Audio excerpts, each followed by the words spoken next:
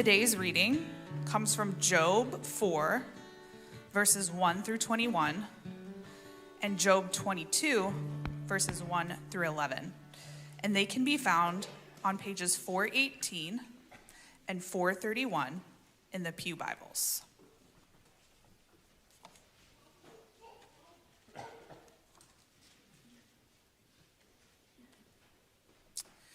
Then Eliphaz the Temanite answered and said, "If one ventures a word with you, will you be impatient? Yet who can keep from speaking? Behold, you have instructed many, and you have strengthened the weak hands. Your words have upheld him who was stumbling, and you have made firm the feeble knees. But now it has come to you, and you are impatient. It touches you, and you are dismayed. Is not your fear of God your confidence, and the integrity of your ways your hope? Remember, who that was innocent ever perished, or where were the upright cut off? As I have seen, those who plow iniquity and sow trouble reap the same. By the breath of God they perish, and by the blast of his anger they are consumed. The roar of the lion, the voice of the fierce lion, the teeth of the young lions are broken. The strong lion perishes for lack of prey, and the cubs of the lioness are scattered. Now a word was brought to me stealthily. My ear received the whisper of it. Amid thoughts from visions of the night, when deep sleep falls on men, dread came upon me and trembling, which made all my bones shake. A spirit glided past my face, the hair of my flesh stood up. I stood still, but I could not discern its appearance. A form was before my eyes. There was silence. Then I heard a voice. Can mortal man be in the right before God? Can a man be pure before his Maker? Even in his servants he puts no trust, and his angels he charges with error. How much more those who dwell in houses of clay, whose foundation is in the dust, who are crushed like the moth. Between morning and evening they are beaten to pieces. They perish forever without anyone regarding it. Is not their tent cord plucked up within them? Do they not die, and that without wisdom?" Chapter 22. Then Eliphaz the Temanite answered and said, "Can a man be profitable to God? Surely he who is wise is profitable to himself. Is it any pleasure to the Almighty if you are in the right, or is it gain to him if you make your ways blameless? Is it for your fear of him that he reproves you and enters into judgment with you? Is your evil not abundant? There is no end to your iniquities. For you have exacted pledges of your brothers for nothing, and stripped the naked of their clothing. You have given no water to the weary to drink, and you have withheld bread from the hungry. The man with power possessed the land, and the favored man lived in it. You have sent widows away empty, and the arms of the fatherless were crushed. Therefore snares are all around you, and sudden terror overwhelms you, or darkness so that you cannot see, and a flood of water covers you." The word of the Lord.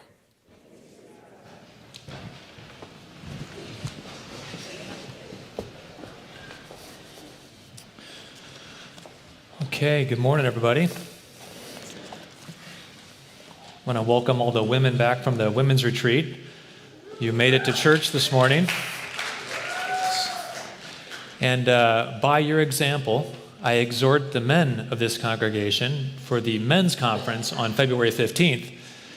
You don't even have to get up early to go to the men's conference. It's just actually going to be a one-night thing. You can look more information in your bulletin there. But February 15th, We're going to be getting together, having some Q barbecue. We have Brian Dye coming in. He's a guest speaker. We'll be talking about discipleship and a chance to connect together as men. So do sign up. You can look in, as I said, in the bulletin there, you can find information about how to sign up online. Helps us know how much food we need to order, that sort of thing. So please do sign up for that. Hope to see you there. All right. Well, this morning we continue on in our sermon series on Job. It's part of our year-long journey through the wisdom literature of the Old Testament. Last week we listened to Job's painful lament from Job chapter 3. And this week we listen as Job's first friend, Eliphaz, responds to Job's lament. Now, as a quick reminder, let me put on our screens a slide that I had last week. Kind of gives an overview of kind of the structure of the book of Job. We've moved through the first couple columns already. So Job and his suffering, and then we have Job's lament in chapter 3. And now we're entering into what is kind of the meat of the book. We're going to see a cycle of 3 cycles of conversation that take place between Job and his friends. So a friend speaks, Job responds, a friend speaks, Job responds, a friend speaks, Job responds. Over and again, 3 cycles. And throughout the cycles, Job's friends, with increasing intensity, are going to suggest that he may not be as innocent and righteous as he thinks. And Job, with increasing intensity, will defend his integrity until both sides finally give up. They reach an impasse, and then some other characters will enter into the conversation at chapter 32. So this morning, we're looking at the speech of Eliphaz. We're going to look at his first speech, and then we're going to dip into his third speech.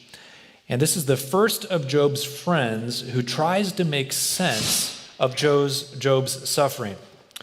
And we're going to see in Eliphaz's speech a fundamental error regarding his approach to suffering. All right, so there's a little bit of a sermon on what not to do. You could think of it like that, all right? All right, let's get into our text. After 7 days of silence, we saw at the end of Job chapter 2, Job has finally given voice to his deep grief, indeed his deep hopelessness. And then here in chapter 4, verse 1, Eliphaz is going to try to offer some solace or response in light of what Job has just said. And he begins by saying, if one ventures a word with you, will you be impatient? But who can keep from speaking? And he goes on to say in verses 3 and 4 that Job has comforted others with his words when they had encountered suffering and hardship. But now that suffering has come upon Job, he's impatient and he's dismayed. Now, there's a subtle rebuke here, maybe not so subtle. Eliphaz is saying, in kind of a ham-fisted way, he's saying, all right, sure, Job, you've lost all your property.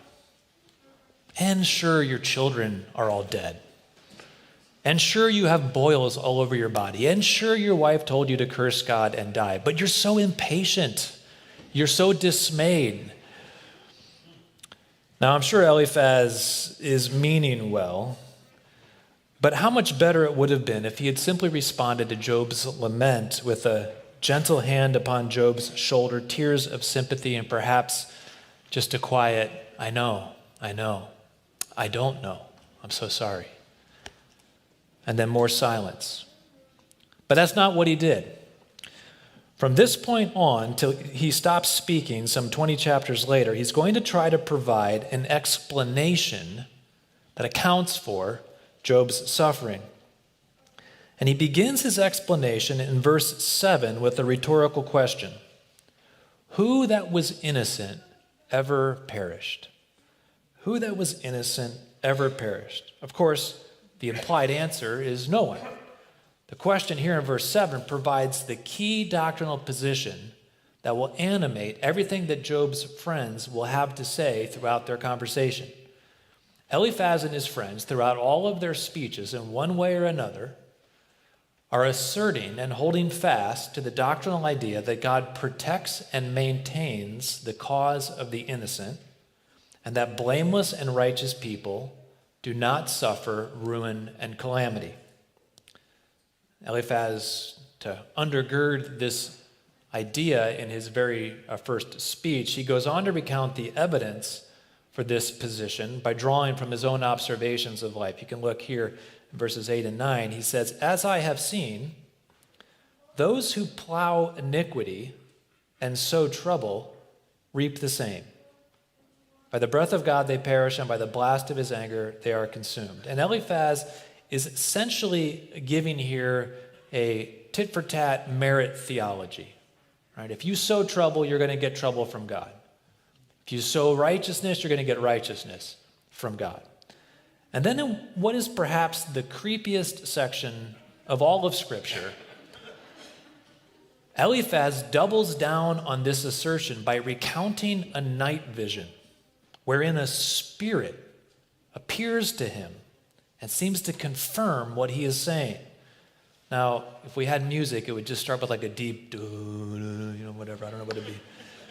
But look back on this night vision that he has. He says, "A word was brought to me stealthily. My ear received the whisper of it.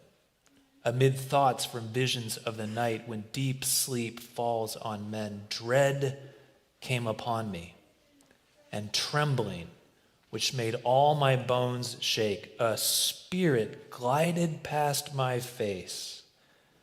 The hair of my flesh stood up.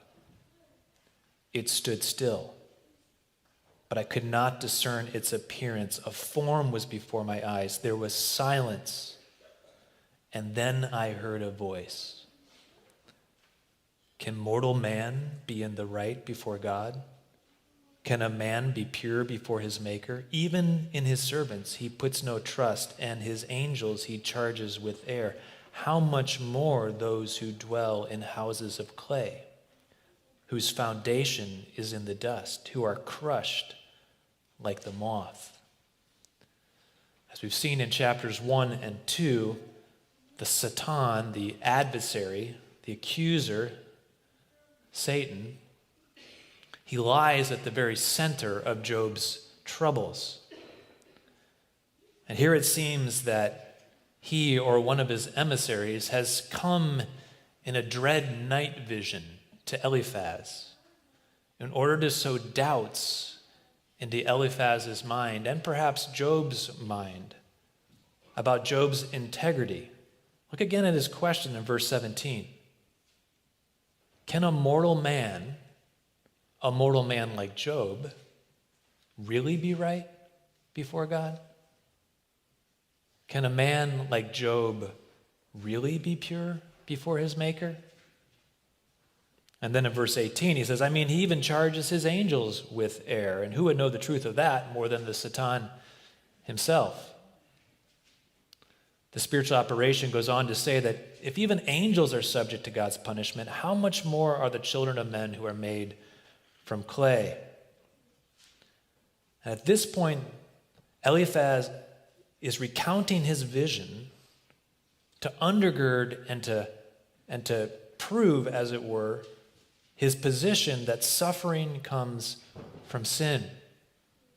This is just like the way that Satan works, I think, so often. God has said already that that Job is blameless, but now the satanic presence comes and asks questions that sow doubt in the mind of Eliphaz, perhaps even Job. All right, let's skip ahead to Eliphaz's last speech, chapter 22. You can turn there. We won't reread all of it, but I want to look here at verses 5 through 11. We can see Eliphaz's logic in full flower. He begins subtly, kind of gently and around the edges in chapter 4 and 5. But by the time he gets to his last speech, it's just a direct frontal assault. He says in verse 5 to Job, he says, "Is not your evil abundant? There is no end to your iniquities. For you have exacted pledges of your brothers for nothing and stripped the naked of their clothing. You've given no water to the weary to drink. You have withheld bread from the hungry. The man with power possessed the land, and the favored man lived in it. You have sent widows away empty, and the arms of the fatherless were crushed. Therefore, this is why, Job, snares are all around you, and sudden terror overwhelms you, or darkness so that you cannot see, and a flood of waters covers you. And Eliphaz has the answer. He's giving Job we reap what we sow sort of theodicy. He solved the theodicy question. How do we account for the goodness and justice of God in the face of human suffering and tragedy? Well, as it turns out, it's actually not that difficult of a question. If you do good, you get good. If you do bad, you get bad. Job is getting bad, ergo, he's bad. Now, before we too quickly get hard on Eliphaz, we need to consider that Eliphaz and his doctrinal explanation here is in fact a main line in the Old Testament and the wisdom literature. It's not the only line, but it is one of the lines in the Old Testament. During the days of the Old Testament, especially during the early days of the Old Testament in the patriarchal period in which Job is likely the historical setting for, there was very limited knowledge of the afterlife. There were rumors and whispers of a happy afterlife for the righteous dead, but it would be a significant overreach to think that the early Old Testament saints had the same understanding and vision of life after death that we do as Christians on this side of Jesus' resurrection and the revelation from the New Testament. And what that meant was that in the early Old Testament mindset, especially in Job's day, it was expected that God would enact his justice in the here and the now, not hold it up for some distant and vague post-resurrection eternity and sweet by and by, which meant that God's justice got meted out in this life. So how could you know that someone was blessed of the Lord? Well, their crops grew, their livestock flourished and didn't miscarriage, their family was large, they would have all that they needed. As I mentioned a few weeks ago, the Jewish patriarchs, Abraham, Isaac, and Jacob, were uniquely blessed of the Lord, and they were men of enormous wealth. We can sometimes miss this if we don't pay enough attention as you're reading through the Genesis account, but they were the equivalent of nomadic kings who the local regional kings had to respect and pay attention to, even were afraid of at certain points. The patriarchs were what Job was at the beginning of the book of Job. Job was a prince in his land. So it's not just the example either of the patriarchs. The wisdom literature itself lends support to the idea that Eliphaz is offering here. All right, so you listen to the words of Psalm 1. You don't have to turn there, but you can. But listen to Psalm 1 and think about what Eliphaz is saying. Psalm 1 says, "Blessed is the man who walks not in the counsel of the wicked, nor stands in the way of sinners, nor sits in the seat of scoffers, but his delight is in the law of the Lord. And on his law he meditates day and night. He is like a tree planted by streams of water that yields its fruit in its season, and its leaf does not wither. In all that he does, he prospers. The wicked are not so, but are like chaff that the wind drives away. Therefore, the wicked will not stand in the judgment, nor sinners in the congregation of the righteous. For the Lord knows the way of the righteous, but the way of the wicked will perish." There's many Psalms we can find that kind of run along these same lines. Or here's from Proverbs chapter 3:33, another major wisdom book. "The Lord's curse is on the house of the wicked, but he blesses the dwelling of the righteous." And the point in recounting these is that Eliphaz is not making things up whole cloth. Now, we learn at the end of the book that Eliphaz has been speaking wrongly about Job and about God. So what do we make about this? Why is Eliphaz wrong? Well, he's wrong because he's taking a legitimate aspect of God's revelation and he's assuming that it's the whole aspect, that it answers every question. And as a consequence, he's cramming his take on suffering into Job's situation, even though it doesn't really fit.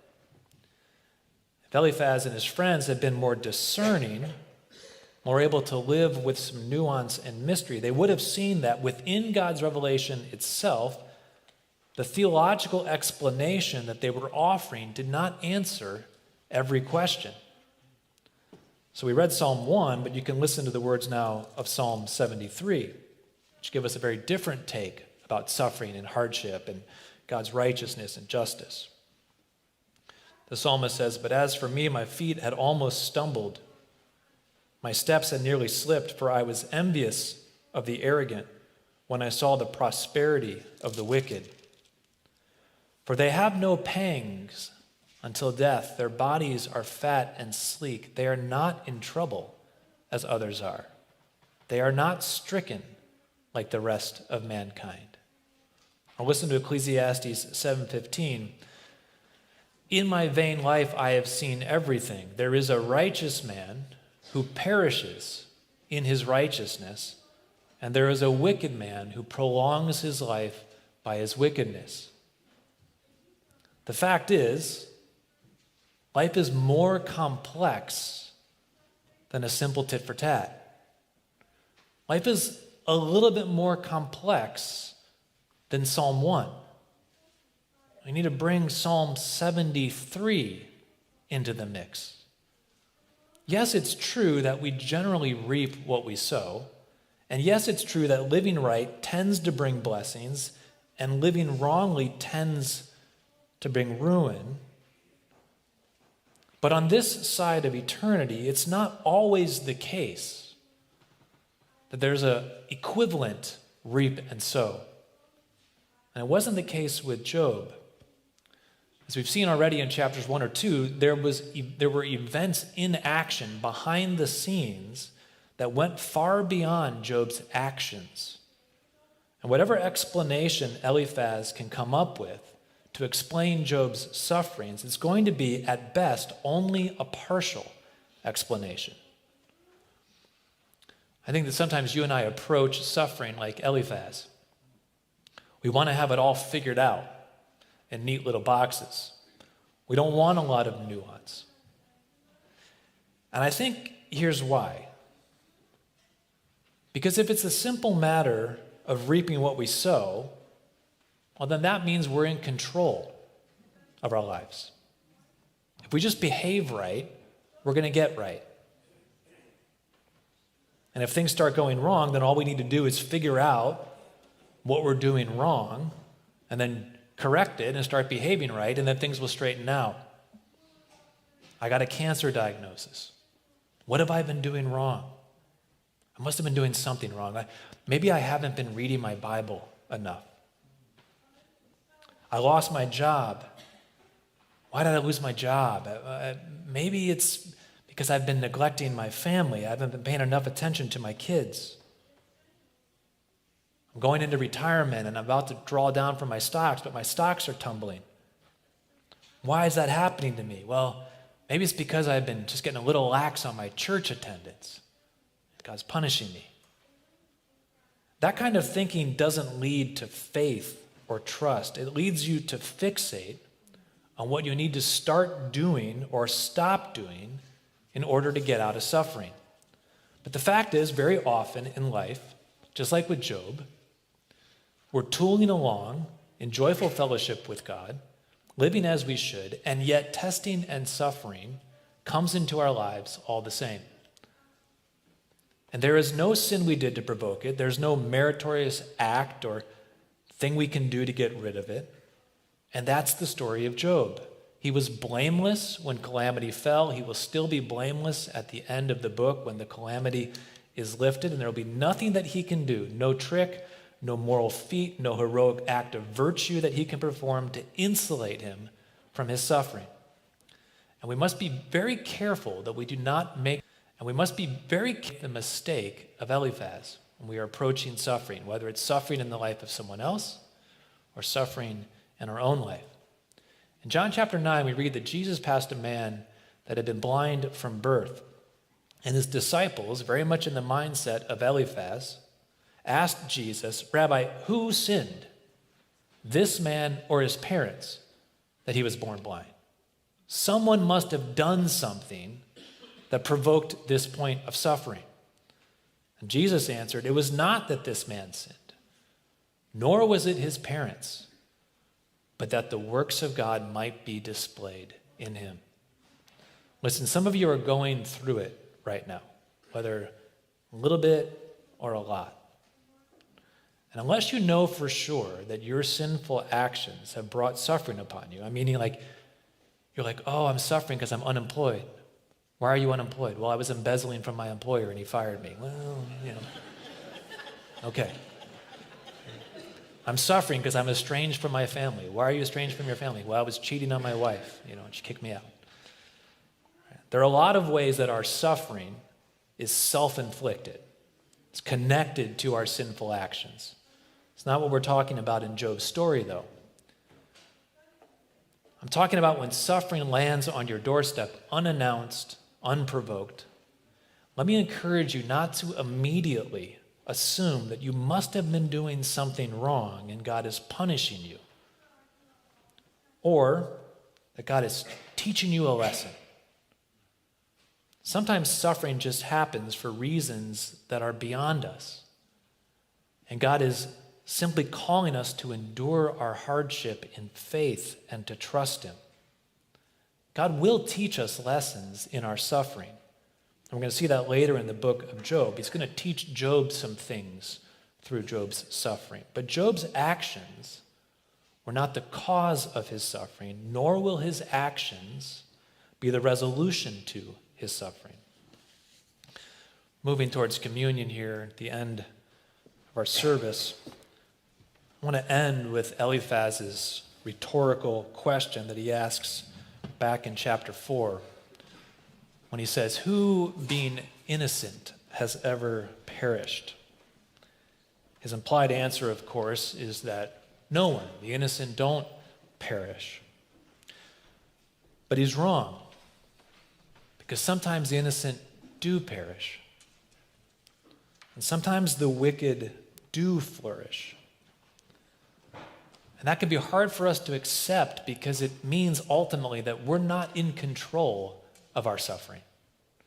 We're not in control of whether we flourish or not. That's precisely when we need to move towards God with faith. He knows what He's about in the midst of our suffering. And somehow, in ways that don't make sense to us, He still has His hands upon the wheel of our life.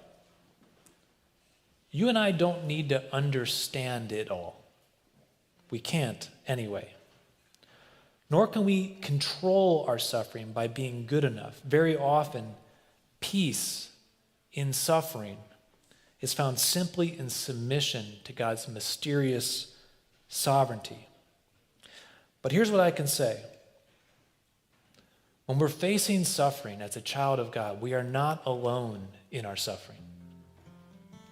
Just as Job's friends came and sat with Job in his pain, so too Christ comes and sits with us in our pain.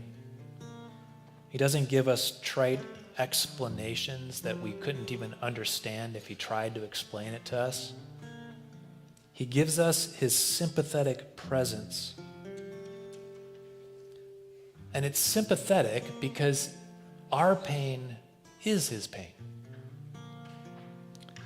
Eliphaz asks, who being innocent ever perished?